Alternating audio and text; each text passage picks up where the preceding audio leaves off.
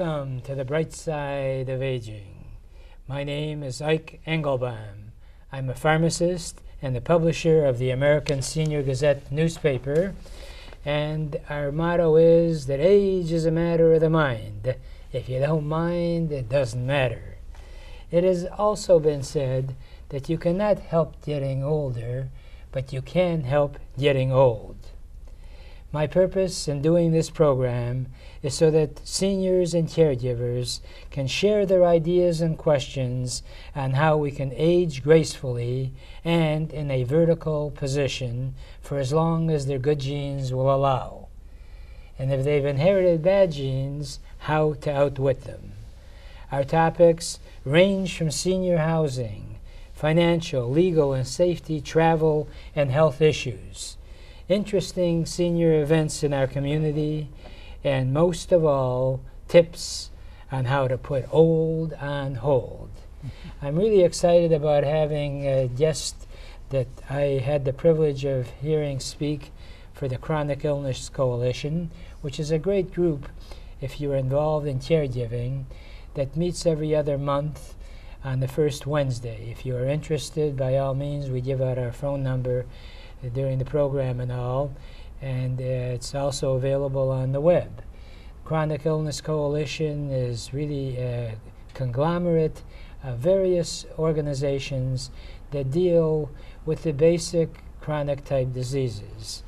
Our guest, Brian White, is involved with the Area Agency on Aging 1A. Brian, with 1A designation, you must be very, very good. Right, grade A, huh?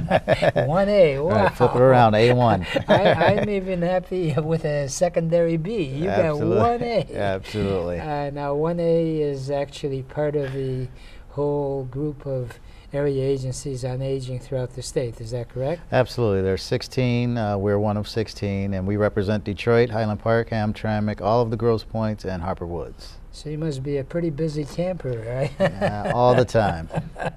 I had really so many notes to take when you spoke at our group that I'm still trying to catch up on them. It's amazing how many ways that we do in actually studying what the issues are. And you were telling me that one of the programs you're involved with now is studying why people die before they really have to. Can you give a little background, first of all, on yourself and then on the whole project? Well, sure. I'm the public policy manager, as you know, with the Detroit Area Agency on Aging. My focus is really to get our constituents, our beneficiaries, our providers more involved in advocacy and knowing what the public policy initiatives are out there and afoot, so that we can capitalize on them to make sure that our clients receive the best services possible and that they can age in place and make decisions about their own care versus having decisions made for them. As you know, people tend to be happier in their homes, and we really push home and community-based programs. So that's what we're about, and that's what I'm pushing as the public policy manager. Our study that you referred to is Dying Before Their Time 2. Hence, we did a Dying Before Their Time 1, so that's really the background. We were interested with Dying Before Their Time 1 to see why we were losing seniors at a time when a lot of other areas were gaining seniors in and around us. So what we came to find in Dying Before Their Time 1, unlike popular thought that we were losing because of out-migration to the suburbs and other areas, we were actually losing more seniors because they were dying before their time. Many weren't even reaching the age to become a senior, as classified by the Older Americans Act as age 60. Many of them were pre-seniors dying between the ages of 50 and 59 of chronic illnesses that they had been suffering from throughout that whole time since turning 50 or even before. So a lot of resources aren't available for those individuals, and then by the time we do get them in our agency, if they're lucky enough to make it, they're so sick from battling these chronic illnesses for such a long period of time, there's nothing really we could do at that point. So that study really opened our eyes, and we put it out there hoping that, okay, with this great information, maybe our elected officials, our policymakers will do something wonderful and help fix this problem. Well, what we see with dying before their time too is that nothing's changed. In fact, a lot of the problems that we saw with one have gotten worse. So we're really now not looking to elected officials. That's why we're getting more out in the community, and you saw me speak to the Chronic Illness Coalition, and we're doing that all across the state even, and especially in our region, to say, hey, this problem is existing. We're not only asking the elected officials to do something, but we're going to create opportunities to fix the problem ourselves. So, and I'm more than happy to speak with you further. I know you have some interest in the areas of transportation, and that could go a long way to solving some of the problems that we're dealing with. So as far as the sensitivity now with preventative health care measures, have you found that's beginning to take traction, or is it still way back? Oh, absolutely. I'm glad you mentioned that. With the Affordable Care Act, many people call it Obamacare. Call it what you will, but it will put the onus on hospitals, healthcare organizations now to not just be involved in transactional methods of dealing with clients. Now they have to be more focused on outcomes. You won't be reimbursed for the same things if a patient comes back to you within 30 days, let's say, in a hospital. So it's in your own best interest now as a hospital, as a healthcare organization, to make sure that you really get involved with that client to not only treat what ails them at that point, but make sure that they take the necessary steps to prevent that same illness from coming back or having to deal with that, especially within a 30-day window. And as we know, these excess hospitalizations, to give you one quick statistic, I know we don't like statistics, doesn't make for fun TV, but and it's actually not a statistic. A woman, I was told by the EMS in Detroit, went to the hospital 250 times, rushed by EMS 250 times in 1 year. And they told me that she absolutely needed to go every single time. So my suggestion is that costs a whole lot of money, as you could imagine. There's probably a minor tweak in her situation that needs to happen, and I think the Affordable Care Act will help deal with some of that. That will prevent that and save us all money in the long run, because if she goes to that hospital 250 times and rushed by ambulance because of the lack of transportation that we talked about, we're all paying for that in the long run. So we can make smarter decisions, and we have to, because the senior population is going to explode, as you know, with the baby boomers waiting to hit age 60. So we're going to see some serious changes, and we have to make some better decisions with how we spend money in healthcare. Well, you know, one thing for sure, and the limited amount I know about the whole political game, is that if you are a concerned citizen, and you know, hopefully, that you're going to get older yourself. Absolutely. That a handwritten letter to whoever represents your particular district can do so much more than just getting in front of the computer and sending some sort of an email. And I've heard this from a lot of different people, that whenever you do make a suggestion of a particular problem, do not make it too generalized, but give a specific date. And this just is my idea of it, and that's one of the reasons that I try to attend as many of these various health-related organization meetings as possible. First, number one, I get a better understanding of what is behind these statistics. But number two is that whoever attends these meetings generally has a passion for making a difference, and this can be done in churches. In fact, one of my guests a while back was Joanne Smirka, who heads up the Faith in Action. So the churches can do a great deal. Absolutely. And I find it rather fascinating that no matter what religion you practice, taking care of your body is really a good deed. So I think even atheists know that it's good to take on yourself.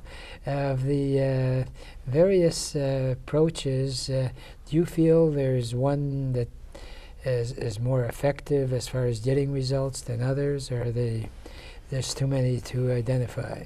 Well, it all depends on the individual situation, obviously, but anything like you said that could help seniors and those that are disabled take better care of themselves, I think ultimately we will all be better as a society.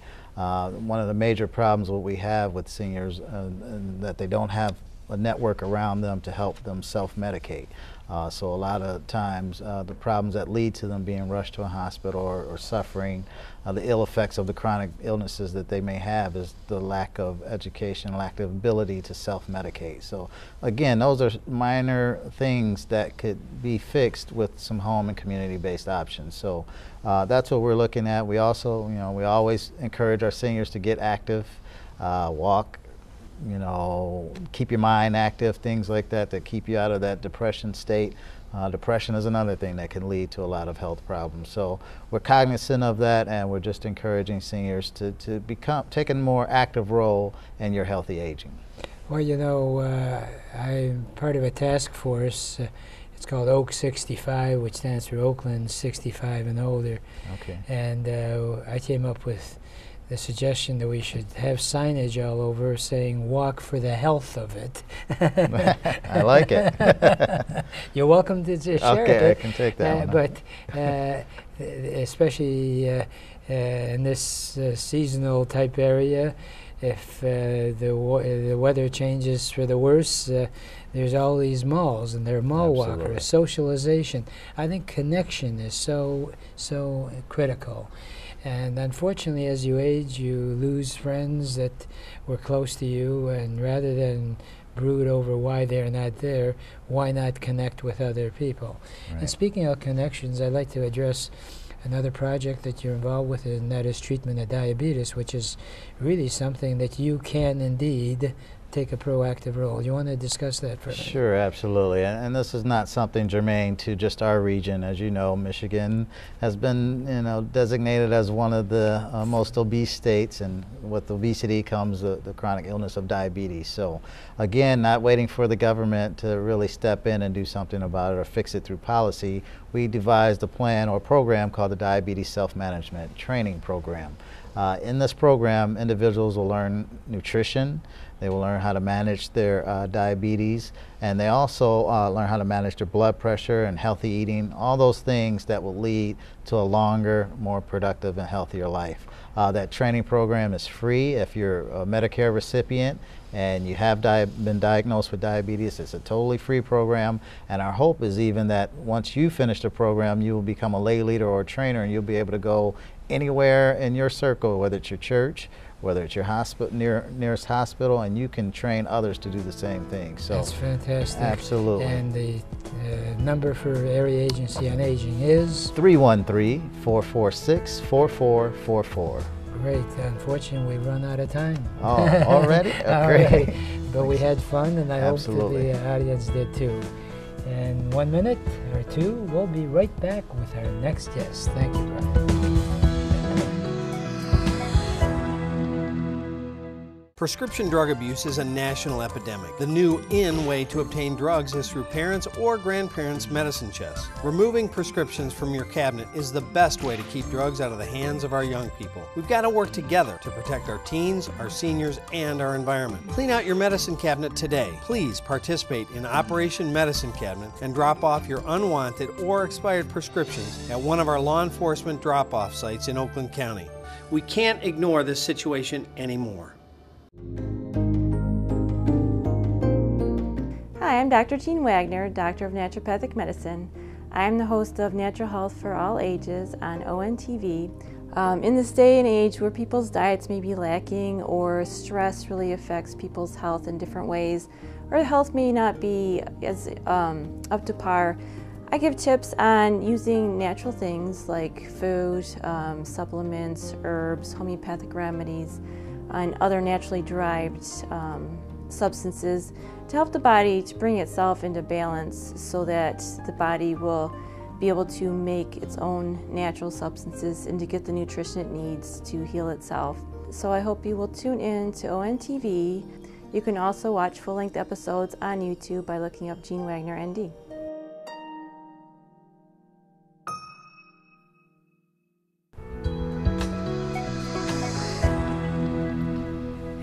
welcome back. And sitting next to me is a good friend and real entrepreneur type, and very giving guy, I might add, belongs to umpteen organizations, and is involved in a really interesting concept, best described as managed estate sales. And he's just not involved loosely with it.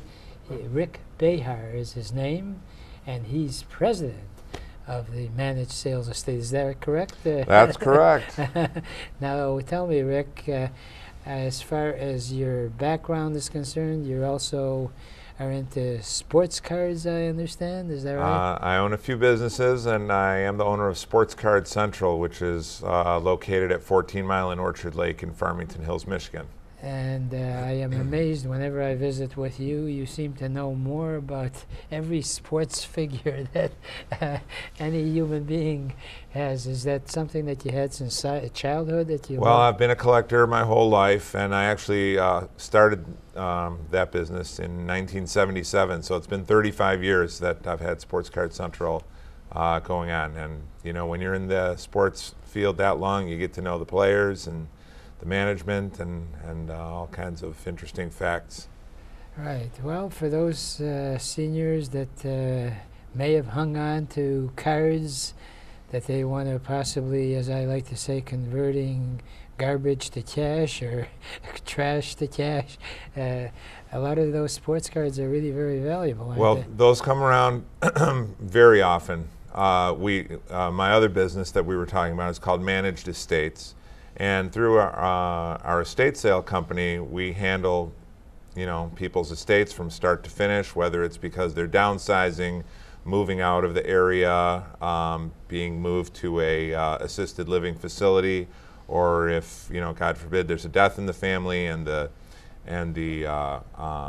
estate representative has to hire a company. Well, we specialize in all that, and we frequently see sports memorabilia, especially in seniors' estates.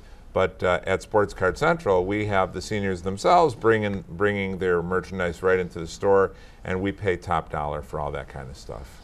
Well, that's great, and it's certainly well located, and your estate sales place is out in Waterford. Yes, the estate sale store is located right near Sashabaw and Dixie at 4396 Dixie Highway. And we're open there to the public on Friday through Sunday from 10 to 4, where they can come in and see the things we have for sale. We do something called off-site estate sales. So periodically we have homes that sell quicker than the family can have an estate sale on the property. So we have to package everything up, move it out to the Dixie Highway location, and we'll have the estate sale in an off-site location. Well, a lot of people, when they get ready to move, don't want to have a bunch of strangers walking through as if it was a public arena or something. That's true also. Some people have beautiful homes that they've maintained very nicely and or want to remain anonymous for whatever reasons. We've just got a very significant art collection, and the owner does not really want it to be publicized what is being sold. Or that it's him selling it. So we are, you know, selling it anonymously for him. And talking to you before we got on the air, you're quite innovative, and that you were telling me that there are people who have things that they feel are valuable, and they're not too hotsy-totsy about having to travel, so you'll actually, assuming it's a worthwhile trip, you'll go out to their home to... We definitely go out to people's homes to view their collections, appraise them. We do appraise for insurance purposes also, and you know, if a collection sounds interesting enough, we'll be happy to travel to it, take a look at it in its home, and purchase it for cash. And they're done with it. And they're done with it. I just attended a really terrific seminar. I should share it with you about the importance of staging a home when you get ready to leave. And one of the people in the audience came up with a question that I had never thought about.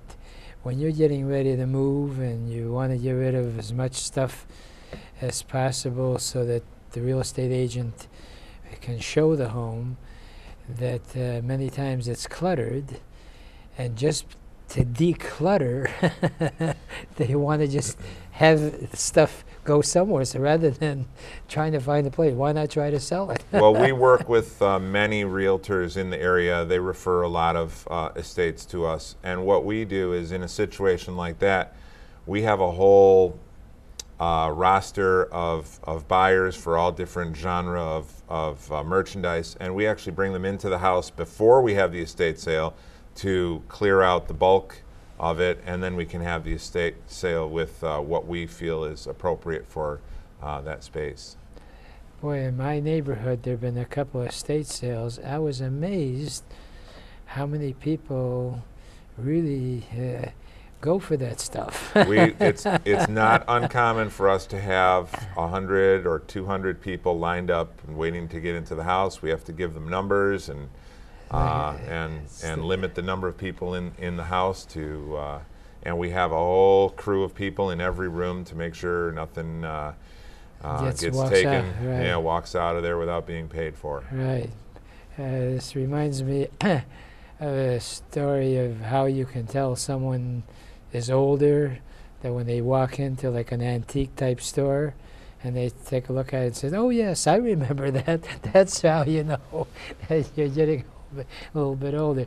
But it's amazing how many people have been fortunate enough, because something has been passed on from generation to generation that is really valuable, isn't it? Well, we see all of these types of things on a regular basis. At this exact moment today, we are accepting autographed memorabilia in our store to be authenticated by we're part of the branch of a company called PSA and PSA DNA, which is the worldwide leader in autograph authentication.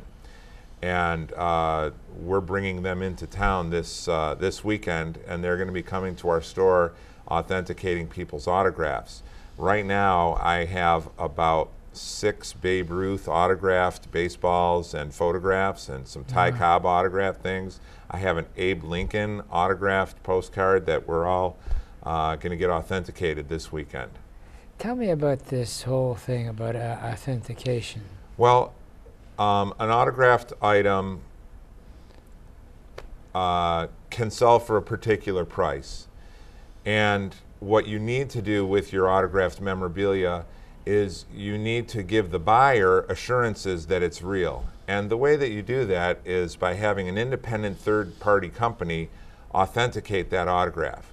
When that happens and the buyer sees that it's been authenticated by an independent third party, the saleability of that item is dramatically increased. So for example, a Mickey Mantle autographed baseball, uncertified, might not sell at all because the buyer has no assurance, or it might sell for $50 or $75. But with a PSA or PSA DNA certification on it, they can sell anywhere from $250 to $700.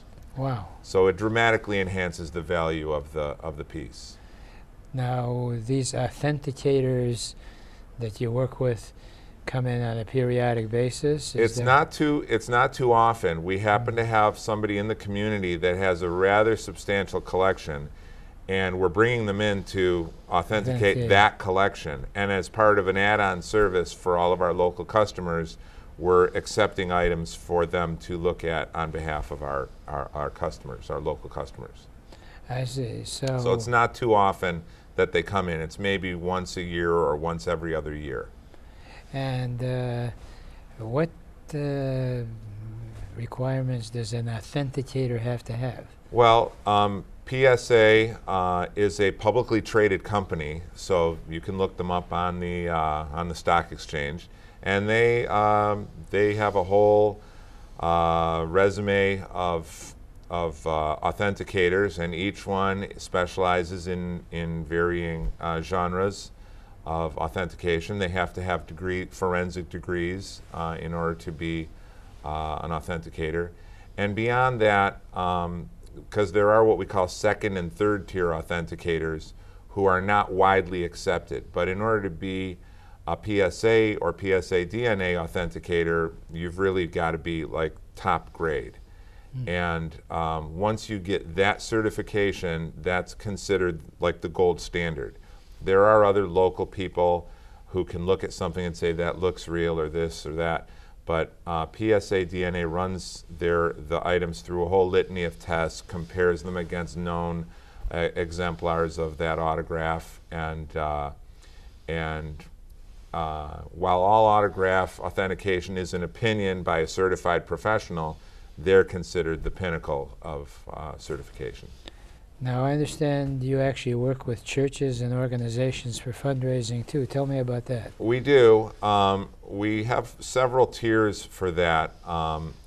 We also are in a joint venture with a company that we do all the framing for the Lions, Tigers, Red Wings, and Pistons. Everything you see in all the suites at all the stadiums has been framed by our association. And we take this framed memorabilia and we do charitable golf outings and cancer fundraisers and whatnot. We'll bring it out as part of an auction for a dinner or whatever activity the organization has in order to raise money for that organization. In fact, we have the concourse level auctions at every home Red Wings, they're not playing right now, but every home Red Wings and Pistons game, and that raises hundreds of thousands of dollars every year for the Red Wings and Pistons charities.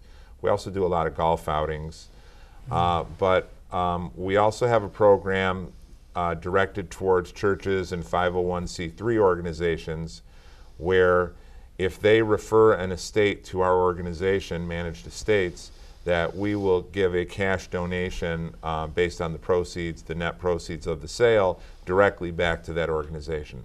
So any church, synagogue, or 501c3 corporation can make some significant money just by referring one of their members' estates to our organization. And there's no cookies to bake, and no, it sounds we make great. it really easy. Well, it sounds great, and continued success. And believe it or not, we've run out of time, and I only have enough time to finish with my favorite saying, which is that yesterday is history, tomorrow is a mystery, today is a gift, and that's why we call it the present. Please enjoy your present by looking at life the bright side of aging.